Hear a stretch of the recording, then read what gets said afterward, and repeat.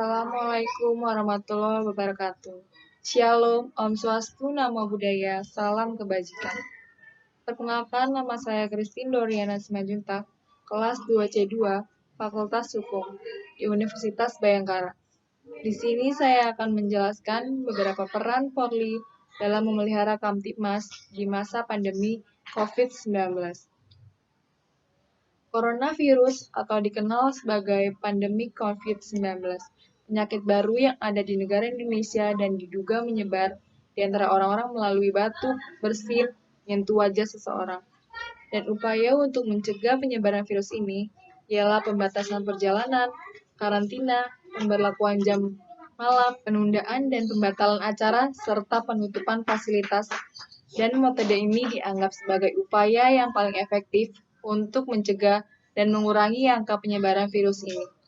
Pemerintah memperkuat kewajiban physical distancing melalui Peraturan Pemerintah Nomor 21 Tahun 2020 tentang Pembatasan Sosial Berskala Besar atau PSBB. Dan Peraturan Kementerian Kesehatan atau Permenkes Nomor 9 Tahun 2020. Aturan ini harus dipatuhi dan untuk memastikan kepatuhan tersebut, Polri sebagai garda terdepan dalam upaya pencegahan penyebaran COVID-19. Nah, peran Polri dalam penanganan wabah virus corona ialah mendukung setiap kebijakan pemerintah dengan cara melalui kebijakan pembatasan sosial berskala besar atau PSBB. Kebijakan tersebut juga sejalan dalam maklumat Kapolri terkait penanganan penyebaran virus corona.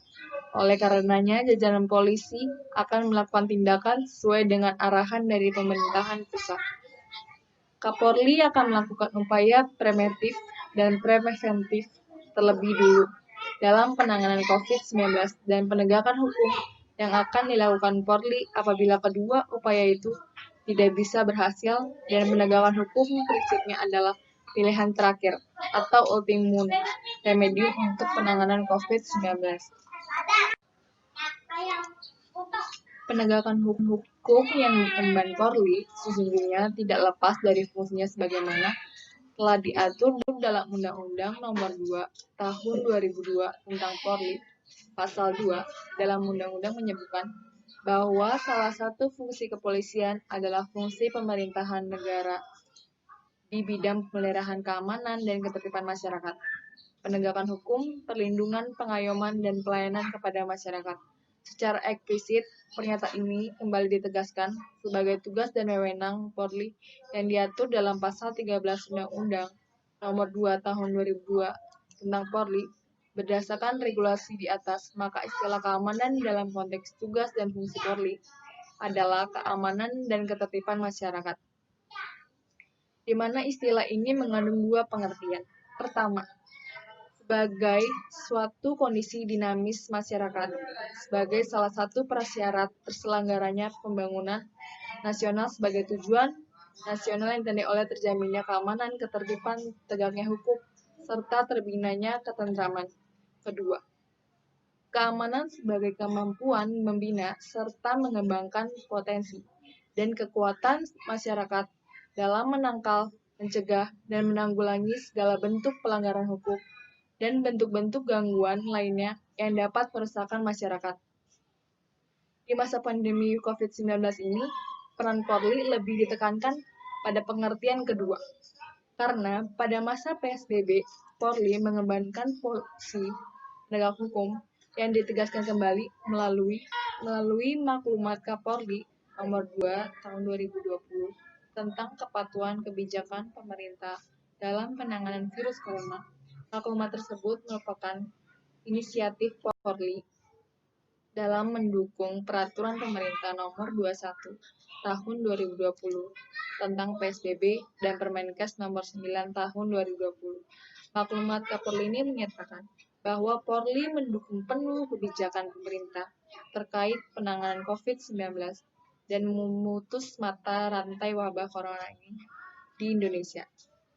Melalui penindakan kepada masyarakat yang masih berkumpul, selain itu Polri juga fokus pada penanganan kejahatan yang berpotensi terjadi pada saat penerapan PSBB, seperti crime perlawanan terhadap petugas, masalah ketersediaan bahan pokok, dan kejahatan siber.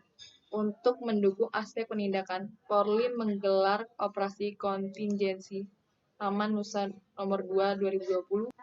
Satgas ini memiliki beberapa sub-satgas. Pertama, Sub-Satgas Pidana atau PIDUM bertugas menindak kejahatan konvensional, pencurian, penjarahan, perampokan, tindak pidana bencana alam, serta tindak pidana karantina kesehatan. Kedua, Sub-Satgas Ekonomi bertugas mengawasi dan menindak penimbun bahan makanan dan alat kesehatan, menindak pelaku ekspor antiseptik, bahan baku, masker, alat pelindung diri atau APD dan masker, serta penindakan terhadap obat atau alat kesehatan yang tidak sesuai standar atau izin edar. Ketiga, Sub-Satgas Siber melakukan penindakan tersebut terhadap provokator dan penyebaran hoaks terkait penanganan COVID-19. Selanjutnya, upaya penanganan preventif ialah memberikan imbauan dan juga melakukan pemantauan yang sifatnya mengingatkan dan juga pencegahan. Apabila kedua upaya ini tidak efektif, maka kemudian upaya penegakan hukum menjadi pilihan terakhir untuk memberikan jaminan kepastian kepada para pelaku kejahatan tersebut. Polisi meminta pelaku yang memproduksi ataupun yang mendistribusikan alat pelindung diri hingga hand sanitizer yang dibutuhkan selama pandemi COVID-19 untuk menaati peraturan yang berlaku. Polisi mengingatkan bagi para penimbun bisa dijerat pidana. Polisi juga harus menggunakan APD saat melakukan pelayanan masyarakat seperti berkunjung, berpatroli, menolong masyarakat ketika terjadi sebuah kecelakaan, serta khususnya anggota kepolisian yang melayani pasien-pasien di rumah sakit ataupun yang sedang diperbantukan sebagai tenaga medis di rumah sakit yang telah ditunjuk khusus seperti rumah sakit darurat. Polisi menghimbau masyarakat agar mengedepankan rasa empati dan gotong royong dalam menangani penyebaran COVID-19. Dan polisi menghimbau masyarakat agar mengedepankan rasa simpati, empati, dan gotong royong dalam menangani penyebaran COVID-19.